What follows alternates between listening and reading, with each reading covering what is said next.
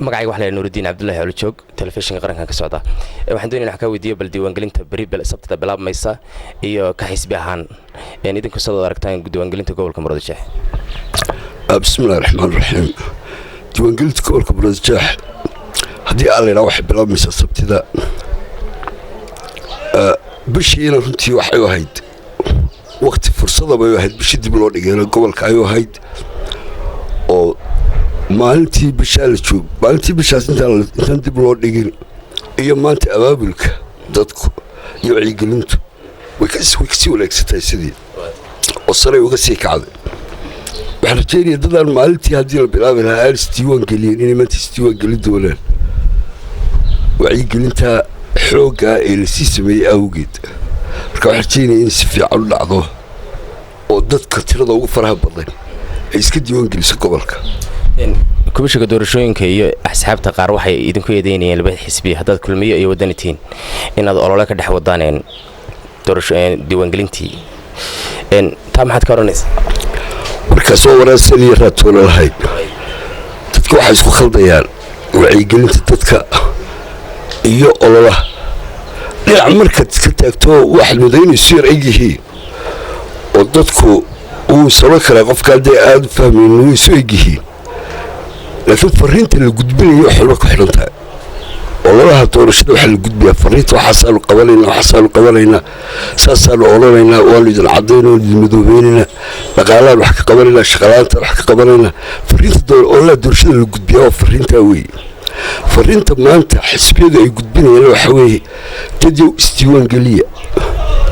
dadyow ritaa cabalina dadyow tiradiina wax laydinku qabanayaa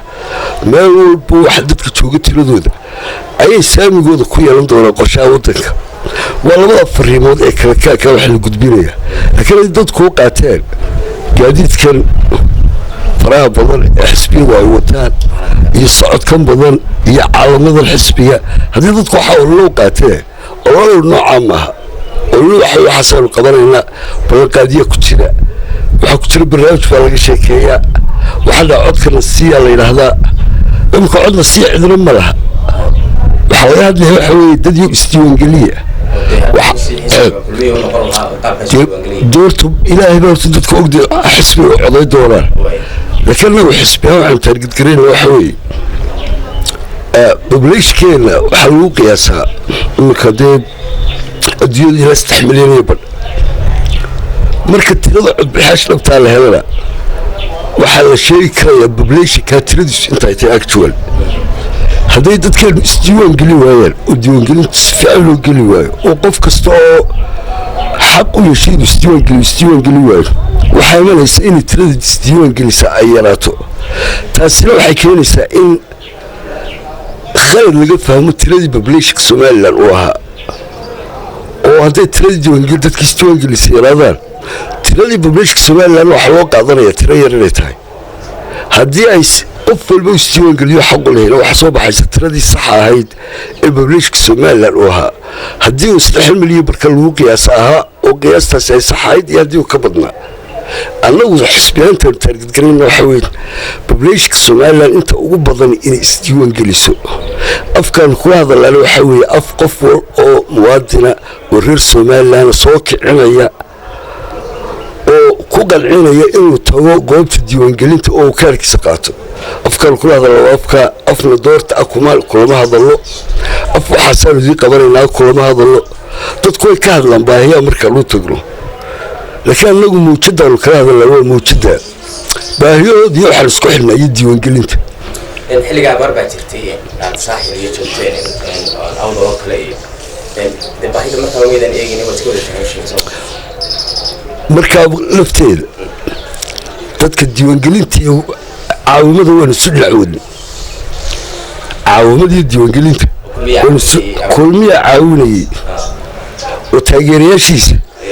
weydiisanaya caawimo raashina oo dadka la siiyo kamaanan bixin boorame boorame magaalada abaari ma hayn laakiin boorame kamaanan bixin ilaa aanu raashinkiis kasii horraysiino tuulayaasha aanu marayno waayo qofkaa joonaya kuma dhegaysan maayo qofkaa joonayana wacyigelinu iman maayo qofkaa joonayana isdiiwaangelinu iman maayo waanu ka fikira waanu iska sii horraysiin raashinka dhulka aanu marayno waxaa jiray dad tuulayaashii aanu marayno raashinka u diray tuulo waddadaanu marayno u jiray ilaa 5 kilomitir oo aanay waddadu marnay ka durksa 5 kilomitir dadkii markii raashinka loo geeyey way soo dhaqaaqeen waxay yimaadeen waddadii bay nagu sugeen halkaasaanu wacyigelintii diiwaangelinta ku siin haddii aanan siin lahayn haddaan raashinka u diri lahayn dadku dee maamay soo bixi kareenba wadad dhibaataysan bay ahaayeenoo abaari hayso laakiin markay ogaadeen in dee wax la tarayo diiwaangelintiina waxay u fahminaysa diiwaangeliyana waxay u fahmeen in waxtarkooda ku xidhan yahay waata gudoomiye gobollada tegaysa inay diiwaangelintu ka socoteen awdal saaxil togdheer gobolladaasoo dhan kulli dad baa idin soo dhaweynayo idinka hor imanayo si weyn baa laidin soo dhaweynayay sidoo kale xisbiyada kalena saasoo kale aragtida markaad ka qaadatideen halkaa kulmiye maxaad is leedahay dadku sidaa u aayeysan u qaabilsan yihiin noocabehe kulmiye horta maa xisbi ushka ku jira maaha kulmiye maaha xisbi imika dadka qiyaasaya oo dadka eegeegaya oo leh taw halkaasee laydinka taageersay halkaasee laydinka taageersaya kulmiye xisbiga maaha kulmiye waa xisbi haysta taageerada aqlabiyadda shacabka somalilan aqlabiyad buuxdu haysta haddaanay laba dalooloo haddaan 3 dalooloo 2 dalool ahayn taageerada kulmiye ee shacabka somalilan kollaba way ka badan tahay boqolkiiba 60 way ka sarraysaa taageerada kulmiye loo haya waa sababta aanan anugu aanu xilkiis ka saaray culayska u saaray inay dadku isdiiwaan geliyaan waayo marka dadka taageeradooda haysato adna wixii dadka horumarkiisa ah iyo wanaagiisa iyo dantiisa ku jirto waa inaad u horseedaad ku baraarujisaa ood ka shaqaysaa dadka dantiisa haddaad isbarbar dhigtid 2009 oo kale xisbigu markii uu madaxweyne siilaan gudoomiyaha ka ahaa ee musharaxana ka ahaa iyo maanta kulmiye maxaad odhan lahayd dee maanta kasii wanaagsan yahay waayo maanta waxa jooga kulmiye madaxweyne axmed siilaayaa iyo musharax cusub oo isagu xilka u baneeyey ayaa jooga kulmiye dowlad muhiim beriga kulmiye maanta waa xisbi xaakim marka farq weyn baa u dhexeeya dadka qaar baa odhanaya kulmiye sanadka soo soco 2017 doorasho dhacdo mar buu guulaysan karaa waa haddii uu awooddii dowladnimada isticmaalado raallina oo uu ku shubto maxaad aragtidaa ka leedahay aragtida waxba kama jiraan uma baahin waxaan ku shubanno ilaahayna wax ku shubanno wax hadlo uma baahin ilaahay qalb qulubta dadka ilaahay baa jeediya waxyaabuu ilaahay sheegto awoodaha uu ilaahay gaarka u sheegto inuu qulubta gedgediyo nabi maxamed ba calayhi salaatu wasalaam ku yidhi waxa adduun maal adduunka dushiisa yaalloo dhan haddaad siiso sooma jeedin kartid qulubtooda marka ilaahay baa noo soo jeediyey qulubtooda uma baahnin markaatuu waxaa laga hadlayo dad u baahan minin markuu ilaahay qulubta ummadda kuu soo jeediyo dee ummadda horgalun baa kuu taalla oo wanaagga iyo waxqabadka u horseed iyo horumarka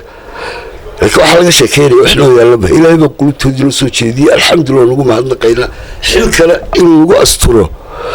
oo horumarka aanu doonayno iyo aragtida noo muuqata guri barwaaqaan doonina reerkii aanu ku furree ilaahay bartaanna gaadhsiyo lagu siman ilaahay baanu ka baryayna ka rajeynayna laakiin maaha uma baahanin waxaan kale garabkii isbedel doonka ee idinka go'ay golay wasiiradu ku jireen kala badh xubno waaweyn xisbiga ka mid kula jireen xaaladiisa ay horta ma aan xisbi cid horeysay ka baxday xubno wasiiro hore ka baxay wasiiro hore ayaa ka baxay waxa ka baxay hogaanka xisbiga hore looga baxay waxaan wax cusub maaha hayaan baa lagu jiraa hayaankan lagu jiray geedigaa socdana dadka qaar baa jiiftaama dee ninkii jiiftaama hayaanka loo joojina uu soconaya hayaanku markaa rag jiiftaama baan ugu arkaa raggaasi waxay kaga duwan yihiin raggii horena ma jiraan hadday wasiir ahaantii qaarna wasiiraaba ka baxay kuwaad xilka ka qaadeen ka saarteen golaha dhexe iyaga waxay leeyihiin ma dhici karto oo sharci ay cugsan karaan ma jirto qoladan leeyahay xilka waan ka qaadna halkii arintaas ku dhameysaydo waxay ku tabiso miyaa lagu rubaya meesha xisbiga jooga golihiisa xwaafir boqol dhow guddidiisa filituuha cidda wax leeg hoggaankiisiibaa jooga oo lagama qaadi kari kara lagu soo dee shuruuc baa jirta dalku shuruuc buu leeyahay xisbiyada xeer bay leeyihin qofna laguma xadgudbi karo qofna wax xadgudba laguma samayn karo laakiin qofku markuu xadka ka tallaabo dee isaga iska tallaabiya cid kale tallaabay dee maca salaama weeye maxaa yeelay kale xisbi bay u tegeen xisbiga waxaan dowladda ku soo biiro maxaadna siinaysaan maxaa loo ogoshihiin maxaa u yaalla kii markaa xisbigiina waa arkaya ilaa xisbi kale leeyihiin maxaadna siinaysaa inay maslaxanayaan markaa maa xisbiyaduna wax jeebka layskaysta maaho marna la dhigo marna la soo baxo ma ay ku biirayaanba booska hore cid ugu tegeen laakiin cid kumay soo qolin markay u tegeen warbaahinta oo kamay qeenin warbaahinta laakiin waa noogeen inagu inuu cid tegeen faysal calwaraaba u tegeenoo ilaa waxaasan dula waxaa la siiyo faysalada waa liwaddanka jooga oo ka warhaya cabdiraxmaan laftiis waa liwaddanka jooga oo ka warhaya qof walba wuxuu u keeni karo oo garanaya marka faysal xisbiga ucid wuxuu leeyahay burburka ucid kulmiyaa ka dambeeya iyo niman ganacsataaba ku eedaynaya maxaa taa ka odhanaysaa walaa waa nasiib darro taas waa nasiib darro qofkuna cid aan dee shaqo ku lahayn oon wax allaala wax ay dee arrintaa kaga jirta aanay jirin inuu iska eedaya horta waa nasiib darro kulmiyana waa xisbida ay tartamayaan dee inaad ka cabataa xisbigaad tartamaysaan waxaan arkaa anugu inay doqoniimo tahay haba tartamaysa waxaad kaga cabanaysa hadduu kusubaxday kale kusubaxdaynayaa ha ka cabanina iska celi oo dhaka keen laakiin maaha waan ka cabanaya haba tartamaysaane garabka idinku miyaad ka maaranteen garabkaasi bedeldoonka isu bixiyey iyo dimuqraadiga ah ee kulmiye miyaad ka maaranteen mise wada hadal baa idiin socday ilaa hadda annagu wax garab leelaan horta aqoonsan lahay ma jirto total haba yaraatee iyada taa meeshood ka saaraysa xubnihii waxaa yimi magacaa sheegan jiray maxaa magaca ma aqoonsan lalow laakiin waxaa yimi xubnihii magacaa sheegay macnii wasiiradiis casilay annaguma ninkaanu ku aragno xadgudub inuu sharciga ku xadgudbay qaranka u yaallay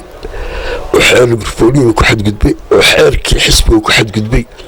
ma ninkaanu taa ku aragno bise ninka aanan ku aragaanan ku haynin dee qodob sharciga uu jebiyey ninkaanu ku aragn dee qodob sharciga uu jebiyey dee loo dhexmaayo sidaa uu jebiya isagana loo jebinaya laakiin ninkaanan ku haynin dee ninkaas weligaa baan lahay xisbigu qofka hal qof kama maarmo xisbigu sidiisaba hal qof ka maarmo mooyse waxba kama maarmo xisbigu laakiin dadkaa warwareega laakiin xisbigu hadduu helayo shacabka somalilan oo dhan inaan wadani qof ku hadhin oo cid qof ku hadhin tuu jecel yahay laakiin se qofkaa dee dadkaa dee warwareego oo marba albaabkala garaaca ugu dambayntii taa aad ku sheegaysid in aad diiwaangelinta idinku ololeynaysaan dadka qaarna ku macnaynayaan inaadeen olole gaaraho doorashaada wadaan miyaad ku waajahaysaan tii oo kale diiwaangelinta hadda beri ka bilaabmaysa sabtida ka bilaabmaysa maroodijeeh mise waad ka tanaasulaysaanoo hawlo kale aad qabanaysaa horta diiwaangelinta maroodijeeh ka bilaabmaysa waa laba degmo waa hargeysa iyo salax almost waxaanu ku dhammaynaybaa bishii baanu dhammaynaba wacyigelinteydii waxaanu arsan waxaa weeye inaanu soo marro goobaha waxaa jira mushkilada had iyo jeer meelaha dhibaatooyinka ay ka yimaadaan markaanu marayno meel badanoo aan dhibta jirtaan wax ka qabanay oonu komishinka la xidhiidhnay oo dadkii jogaani garanay qaab komishinka loola xidhiidho marka way kala wanaagsan tahay marka xisbiyadu ay meel dhibaata ka jirta ay kasoo warramaan iyo marka ay dadka shacabka caadigahay ay komishinka la soo hadlayaan way kala dhaqso badan tahay waxaa ka mida meelaha waxyaabaha aanu anagu markaan kormeerayno aanu eegno wax ka mida culayska dadka meesha soo yimi ee iska diiwaangelinaya iyo qalabka meesha yaalla iyo taymka marka haddaanu aragno dadku sidii loo weecado ka dhacdo oo kale oo la weecado halkii baa lagu jiray dad badan oo muwaadiniin oo Jabuuti ka soo baxay baa jiray kuyuugaas wuxuu ku qaadanayay waqti aad u fara badan dadkii markaan aragno kumshkooda la soo hadalnay inay wax ka qabtaan mushkiladda kumshkooda way ka qabteen actually waxaana geeyeen sanduuq kale oo 3 kuyuubay ka dhigay halkii ay kuyuu qura ka ahayd dee taas kale anaga wax ka qabno dadka u fududayna imika ugu dheeda jiida axadka oo dhan ama gobolkan ama degmada Hargeysa ahaadaan ama degmada Salaxda raacsanaadaan waxaa iman doona oo lagu soo guri doonaa dadkii abaaru kiciyeen baxay ee kilka shalaad galay ayaa la soo guri doonaa oo laga diiwaan gelin doonaa xadka waxa soo guraya dadka soo guraya waa abaabulada aanu sameeyay ku sheegayo in dadkaasi aan diiwaan gelin waayay way doorashada sanad baa ka hadhay barwaaqadii iminka ilaahay uu inoo shubay way iska soo noqon doonaa say codayeen hadhowto waa iminka dadkii laga shaqeeyaa sidii loo soo guri lahaa marka deegaan baanu abaabulay deegaan waliba inuu dadkiisi doonto soo guro deegaamadiina saa kuu sheegay hore dee siyaasad baanu u faafinay keenaysa deegaan waliba inuu iskiisu abaabulo oo dadkiisa u diiwaan geliyo maaha wacyigelin diiwaangelinta la sheegaya maaha mikrofoonkaan la suro oo shaarciyada wareega oo hees qaadaya maaha taasi wacyigelinta maaha haddaad weydiiso dadka magaalada jooga oo dhan gaarigani muxuu sheegayaa wallaahi moojiga koolnaa malaa waa kuwii talaalka kuwa talaalka bay yaqaanaan malaa waa kuwii talaalka muxuu ahaa mooji maaha kombalid baa wada khalda waddadaasi wacyigelintu waxa lacag lagu bixiyaa waa lacag khasaara baa lagu weerka kulliba kumshil bir hore waa kala hadla wacyigelinta cidda samaysa ee dadka baraarujisa waa xisbiyada qaranka cidda dantu ugu jirtaa dadku inay isdiiwaan geliyaan waa xisbiyada qaranka ee difoodkooda u baahan britifoodkooda u baahan marka socdaalladeedani iminka marka diiwaangelintu ay bilaabato waan ku baxayna kormeerka halkaan aragna culays ka jiro مثل تولا حد كويال عشان كل قفتاجي هي هالكمبيوتر لقيه والله صار لكم شكو حلال تذكي اسمها قلبك ماشي على سكري قلبك تذكي وقف ظل هادين استوى قليل من المركع له ماشي استوى الاكسرا وشوي سعوتها توانهم بلي نورو والقافنا حكاوا بشي قليه ماشي علوس كتير عندكم شكال الله الله علوس بالك كتير وحكا قبتها وانت ugu dambeyntii fariin taageerayaasha kulmiye iyo shacabka Soomaaliland dhan haduraysa fariintu iska cadahay waa hawsha maanta taagan waxa weeye in qofna aanu isolan hadhow baad isdiiwaan gelin iska joog waqtigu ordaya qof walba daqiiqada chance ku haysto inaad isdiiwaan geliso ayaan kugu guubaabinaya waa fursad si ay ku soo mari doontaa allah yaclam taro kale waa xaqaagii doorashadaad mustaqbalka ku sugi doontaa deegaankaaga horumarkiisa wax ka taraysaa waxaa ka taraysaa mashaariicda horumarineed ee dawladdu ay bixinayso waxay ku xidhnaan doontaa hadba babliishka halkaa jooga tiradiisu intay tahay tusaalahaan iskuullaa jira imika dhul cidlaa laga dhisay waxaa jira dhul babliishan joogo oo dad joogo oo bilaa iskuulla ah way kala qayla dheeraadeen udee labadaa babliishan dawladduna ma hayso wax tirakooba ama istaatiiskasa oo ah tuulo walba iyo meel walba cidda joogta dhibaatadaas way sii taagnaanaysaa iskuulkaa cidlada ku yaalla iyo tuulaha bilaa iskuulkii laakiin diiwaangelinta imika marka la galo waxaa la ogaanayaa meel walba cidda ku nool meesha u baahan masiijka caafimaadka u baahan